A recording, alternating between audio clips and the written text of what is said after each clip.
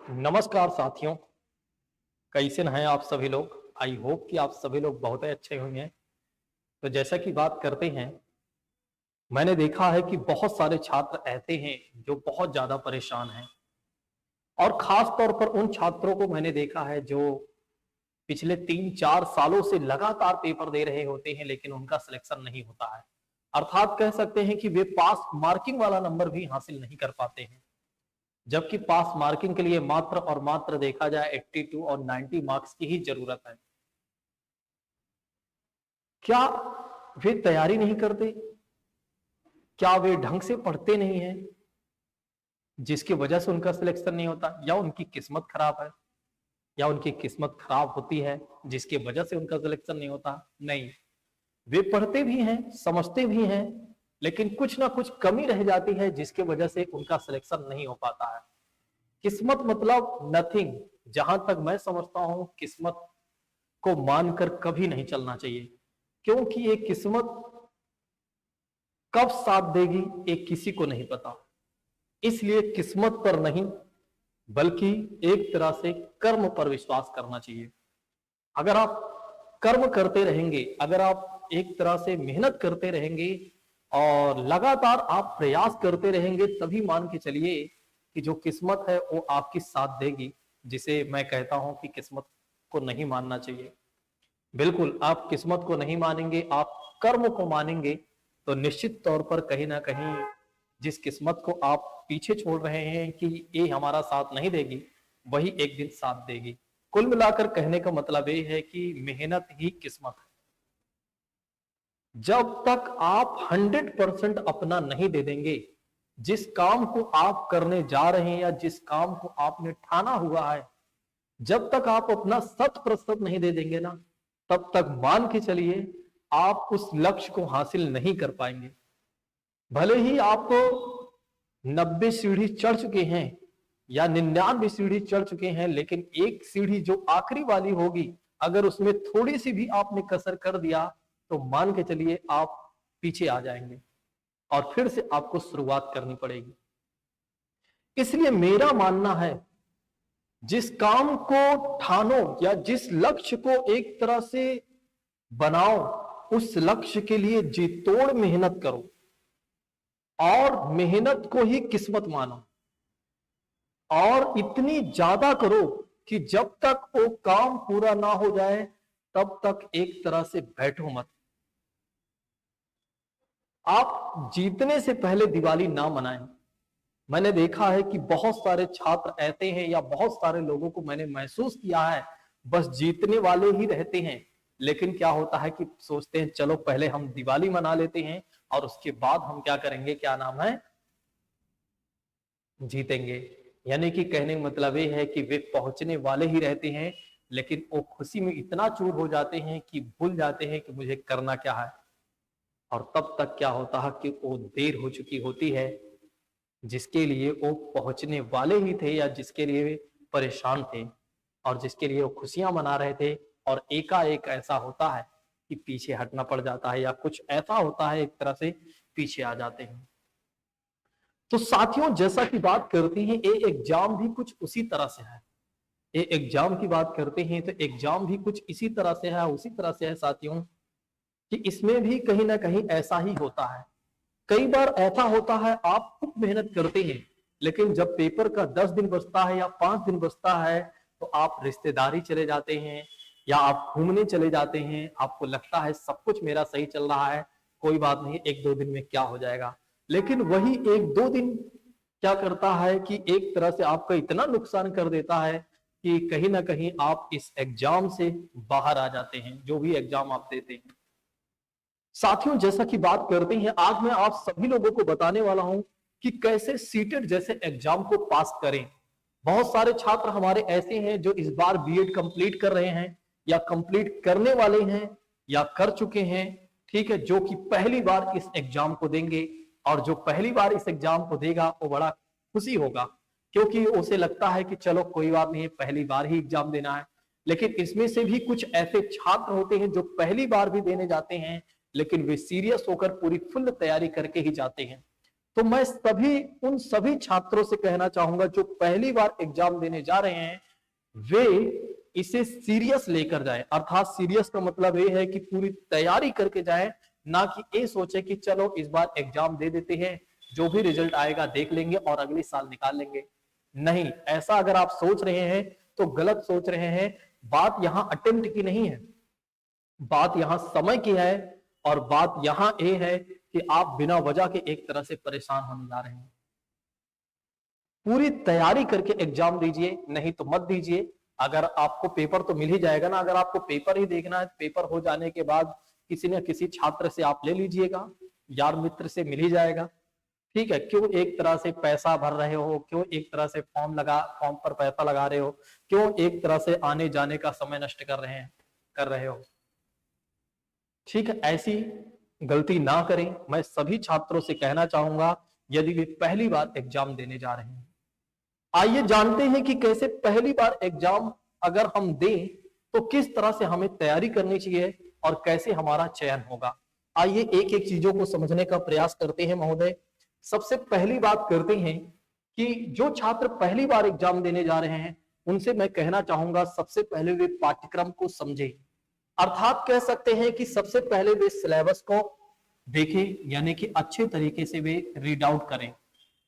ठीक है, हर एक विषय को बेहतर तरीके से समझने का प्रयास करें, क्योंकि हर एक विषय को जब वे समझेंगे तो उन्हें ये समझ में आएगा कि आखिर कौन कौन से टॉपिक से या कौन कौन से चैप्टर जोड़े गए, और जिससे तैयारी करने में आसानी होगी।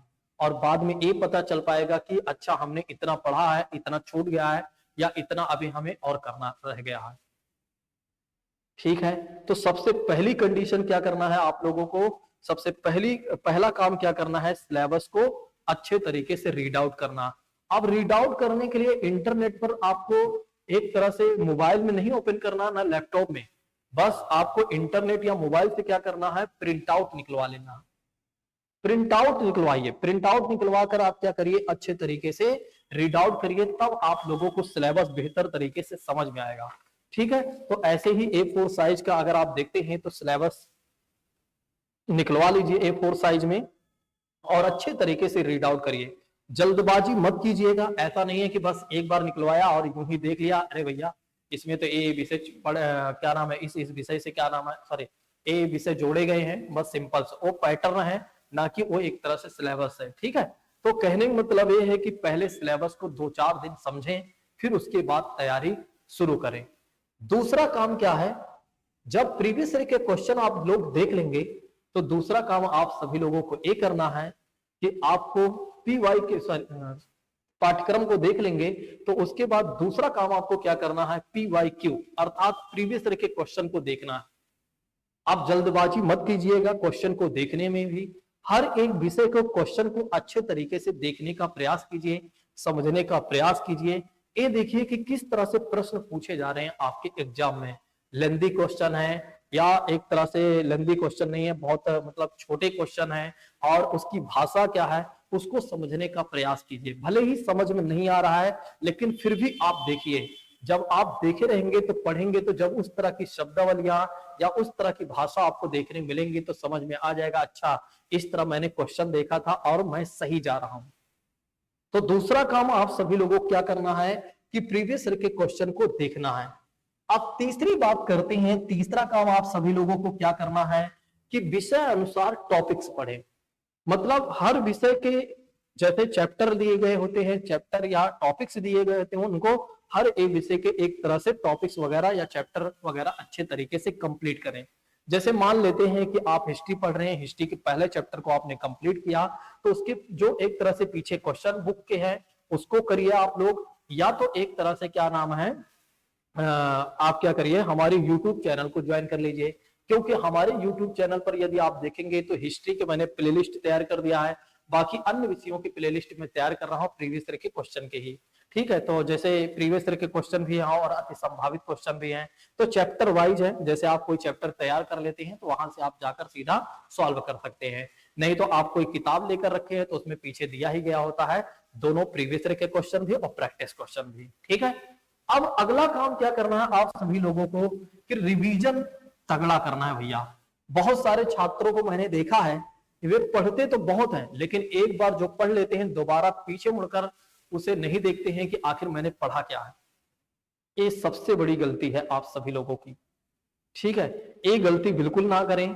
ठीक है, नहीं तो फिर ये मान के चलिए आपको भी 2 साल 3 साल लग जाएंगे इस एग्जाम को निकालने में। उसके बाद अगला काम अगर आप देखते हैं तो ये हो गया हमारा चौथा काम।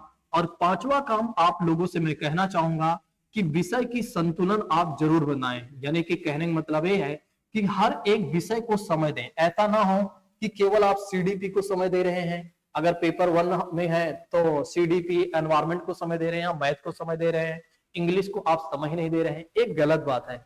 हर विषय को समय देना जरूरी है। आप आधे आधे घंटे दे दीजिए, कोई दिक्कत नहीं है। आप दो डिवाइड कर लीजिए कि अगर आपके पास ज्यादा समय नहीं है तो 3 डेज 3 डेज आप ये करिए, 3 डेज वो कर लीजिए, मतलब उतने सब्जेक्ट कर लीजिए। जैसा आपके पास टाइमिंग हो उसके हिसाब से आप क्या करिए, थोड़ा से अपना टाइम टेबल बनाइए और उसके हिसाब से आप विषयों को समय दीजिए। कुल मिलाकर हर एक विषय को हर वीक में पढ़ना जरूरी है, ये मान के चलिए। ऐसा आप टाइम टेबल ना बनाए कि पता लगा इस वीक आपने टाइम टेबल बनाया, भैया मैं आज इस वीक केवल हिस्ट्री पढ़ूंगा या मैथ पढ़ूंगा, अगले वीक मैं उसे पढ़ूंगा, तो पता लगा 1 महीने बाद किसी का नंबर आ रहा है या 20 दिन 25 दिन बाद नंबर आ रहा है। नहीं, हर वीक को हर विषय का नंबर आना चाहिए, ये जरूरी है। ठीक है, तो अगर कोशिश करें कि हर दिन अगर आए तो सोने पे सुहागा है साथियों। ठीक है, तो जो लोग पहले प्रयास के बारे में सोच रहे हैं कि पहली बार में ही एग्जाम निकल जाए, तो उन सभी साथियों को मैं कहना चाहूंगा ये जरूर फॉलो करें जितनी भी बातें मैंने बताया हुआ है। ठीक है, जितनी भी बातें मैंने बताई है अगर आप लोगों ने फॉलो कर लिया तो इस बात की मैं गारंटी देता हूं कि सीटेट जैसे एग्जाम में आपको कहीं से लेकर कहीं तक कोई दिक्कत नहीं होगी साथियों। अब बात करते हैं 7 साल या 5 साल या 3 साल वाले छात्रों की बात करते हैं। अभी मैंने जब सीटेट का रिजल्ट आया था तो मैंने एक वीडियो जारी किया था। उस वीडियो में ये था कि मैंने ये पूछा था कि कौन कौन से छात्र ऐसे हैं जो पहली बार जो 1-2 नंबर से रह गए हैं या जो कई सालों से एग्जाम दे रहे हैं, जिनका नहीं निकल रहा है। तो उसमें मैंने देखा था एक छात्र था जिसने अपना 3-4 सालों को लगातार रिजल्ट शेयर किया था, क्या नाम है, और फिर उसका 5वीं बार एक तरह से सीटेट निकला था। यानी कि 4 बार शेयर किया था, नाम तो मैं नहीं लूंगा, और 5वीं बार क्या हुआ था उसका सिलेक्शन हुआ था। वो भी ज्यादा नंबर से नहीं, 92 मार्क्स से, बस 92 मार्क्स से मतलब वो ला पाया था। मतलब 90 चाहिए था, 2 नंबर ज्यादा आ गया था बस। समझ सकते हैं आप सभी लोग। ठीक है, सीटेट का पेपर इतना भी आसान नहीं है। बहुत सारे छात्र ये सोचते हैं अरे भैया इसमें है ही क्या, और इसमें तो नेगेटिव मार्किंग भी नहीं है, इसको तो मैं अपने तुक्के से निकाल सकता हूँ। ये सब मन के वहम है।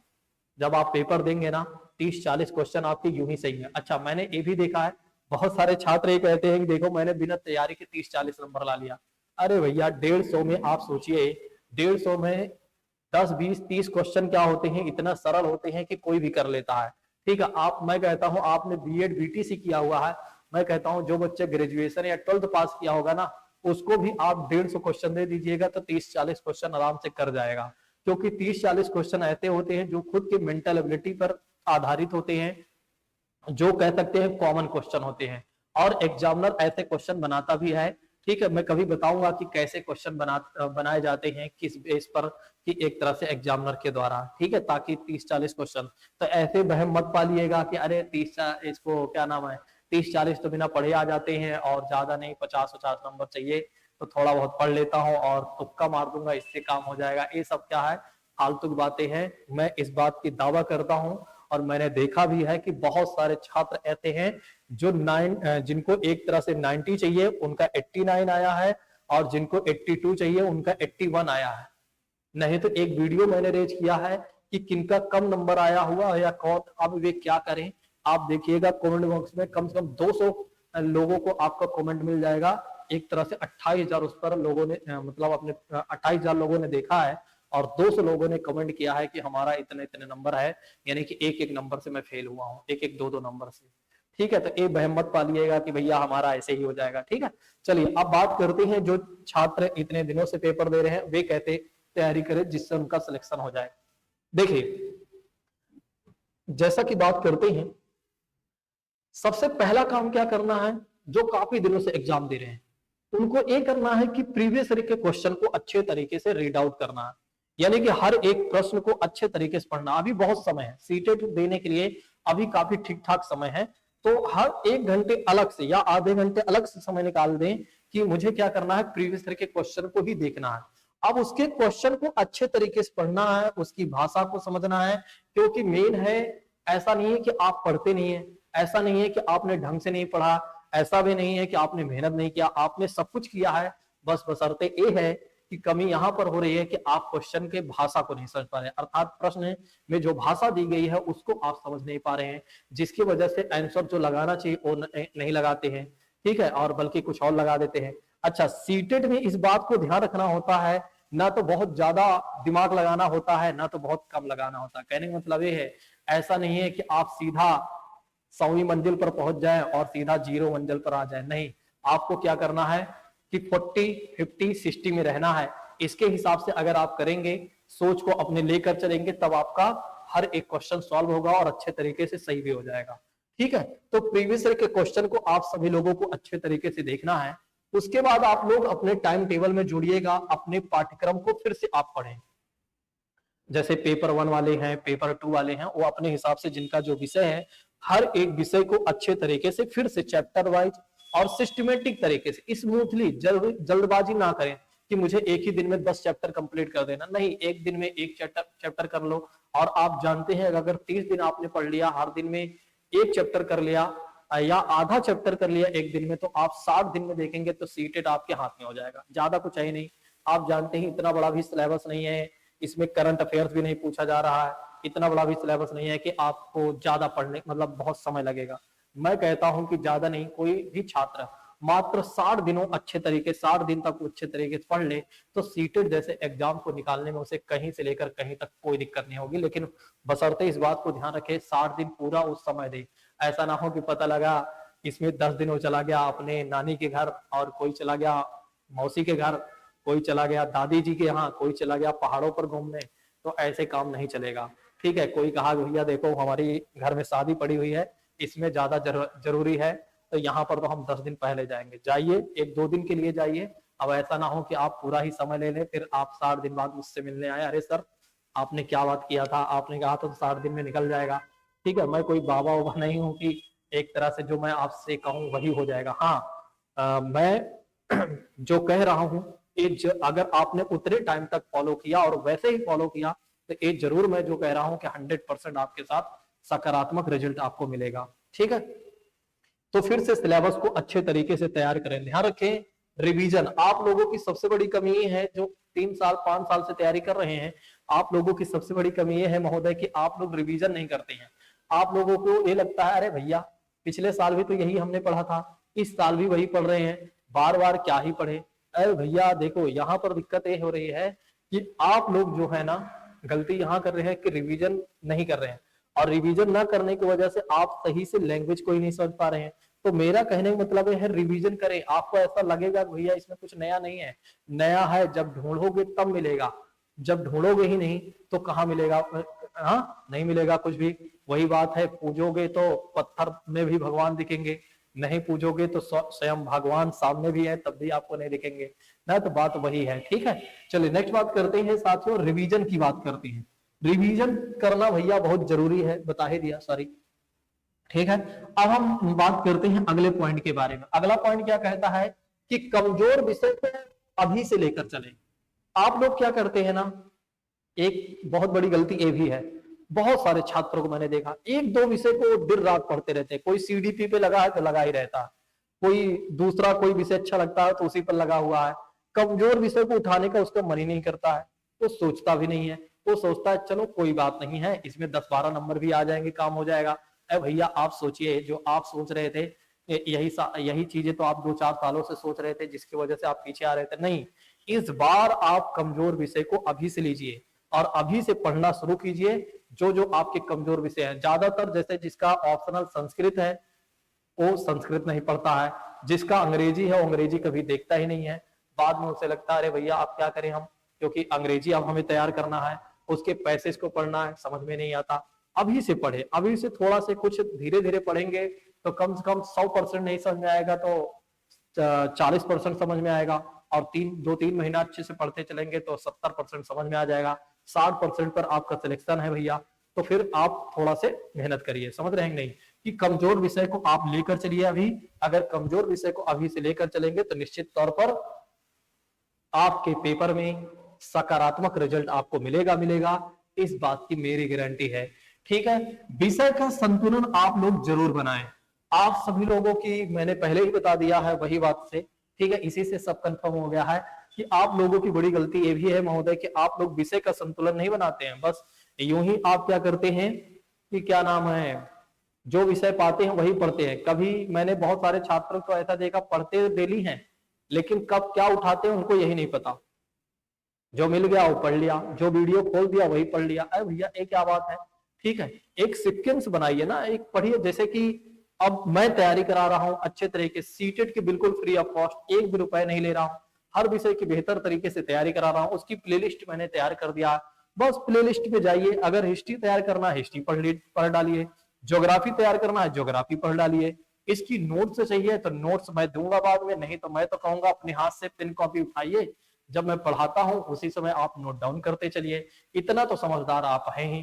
ठीक है, तो कहने का मतलब ये है कि थोड़ा से काम कीजिए, जब काम करेंगे तभी परिणाम मिलेगा। आप काम नहीं करते हैं, परिणाम की चिंता बहुत करते हैं।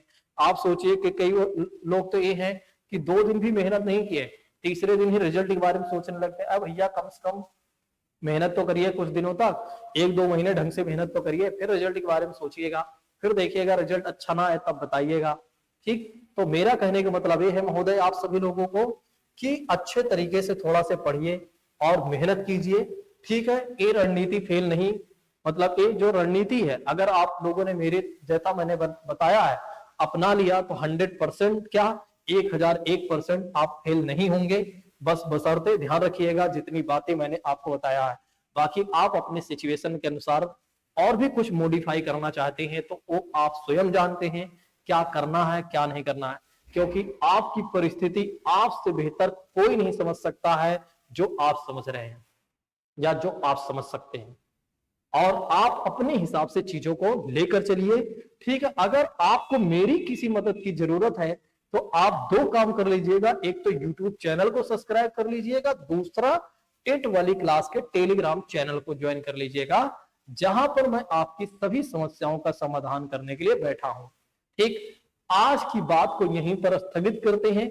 अगर किसी भी छात्र के कोई डाउट्स होते हैं तो अपने डाउट्स को जरूर क्लियर करेगा। Thank you so much. जय हिंद दोस्तों, take care all of you.